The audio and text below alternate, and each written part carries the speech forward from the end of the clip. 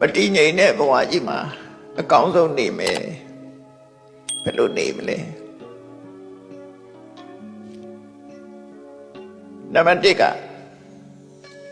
လူဘဝဆိုတာလှုပ်ရှားရုန်းကန်ပြီးတော့အလုပ်လုပ်ပြီးတော့ဘဝမှာယက်တည်ကြရတာဖြစ်တယ်အသိပညာတတ်ပညာတွေကိုအမိပြုပြီးတော့သက်ရှင်ကြရတာဖြစ်တယ်ဒါကြောင့်မို့နံပါတ်1ကကိုလုတ်ကင်တဲ့အတတ်ပညာနဲ့ပတ်သက်ပြီးလိမ္မာကျွမ်းကျင်အောင်ကြိုးစားခြင်းနဲ့လိမ္မာကျွမ်းကျင်မှုအသိဉာဏ်ရှိခြင်း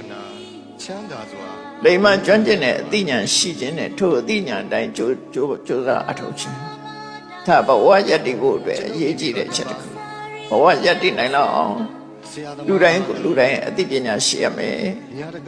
ကြိုးစားအထောက်မှုရှိရမယ်အဲ့ဒါမှဘဝမှာယက်တည်နိုင်တယ်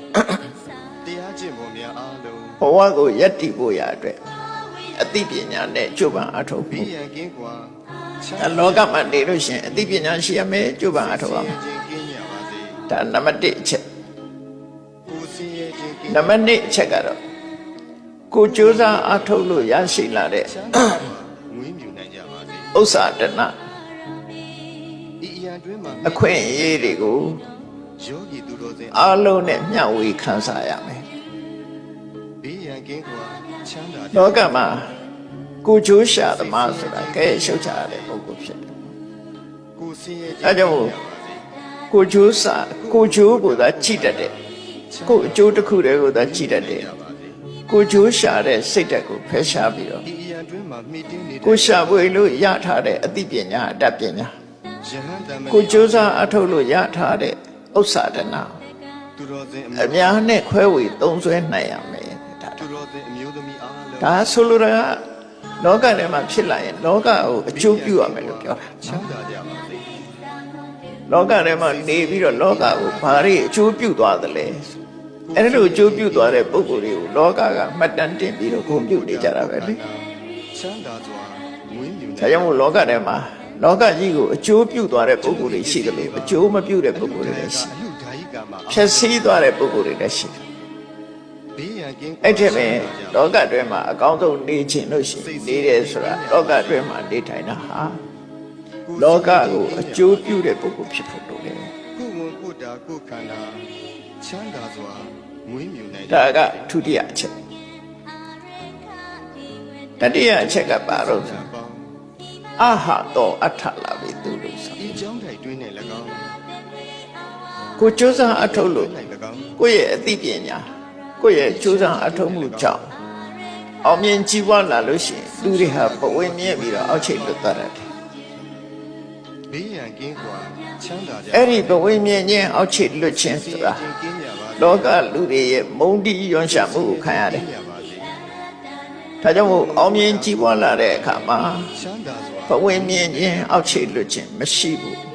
တည်ငြိမ်တည်မတ်စွာနေဖို့ဒါဟာအရေးကြီးတဲ့တတိယအချက်ပဲဖြစ်တယ်ဝင်တဲ့ထွက်တဲ့ရှိကြကုန်သောတတ္တဝါအပေါင်းစတုဒ္ဒအချက်ကတော့ပါတော့ပုဂ္ဂိုလ်အပေါင်းလူလောကဆိုတာသာဝရတာယာနေတာမဟုတ်ဘူး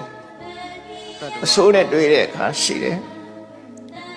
အောင်မြင်တဲ့အခါရှိတယ်လို့ကြာဆုံးတဲ့အခါရှိတယ်ဘဝမှာလည်းနုပြုတ်လန်းဆန်းတဲ့အချိန်ရှိတယ်လို့ဘုံမင်းရင်ရောသွားတဲ့အချိန်ရှိတယ်ဥစ္စာဒနာကျွမ်းဝချမ်းသာတဲ့အချိန်ရှိတယ်လို့ဆင်းရဲမွဲတေသွားတဲ့အချိန်ကလည်းရှိတယ်စိတ်ချမ်းသာကိုယ်ချမ်းသာနဲ့ကြုံရတာရှိတယ်လို့စိတ်ဆင်းရဲစရာတွေပြဿနာတွေနဲ့ကြုံတဲ့အချိန်ပိုင်းဆိုတာလည်းရှိတယ်အားလုံးကဝိုင်းပြီးတော့ချီးကျူးကြတယ်မြောက်စားကြတယ်ဆိုတဲ့အခါရှိတယ်လို့ပဲ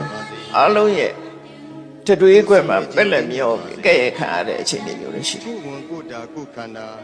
လောကထဲမှာနေတဲ့ပုဂ္ဂိုလ်တိုင်းဟာ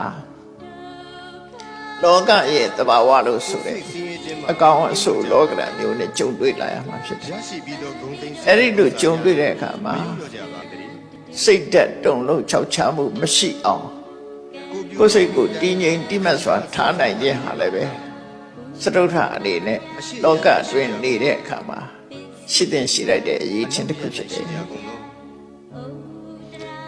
အဲ့တော့လောကထဲမှာနေလို့ရှိရင်ဒီအချက်၄ချက်ကိုသတိထားဖို့လိုတယ်ပေါ့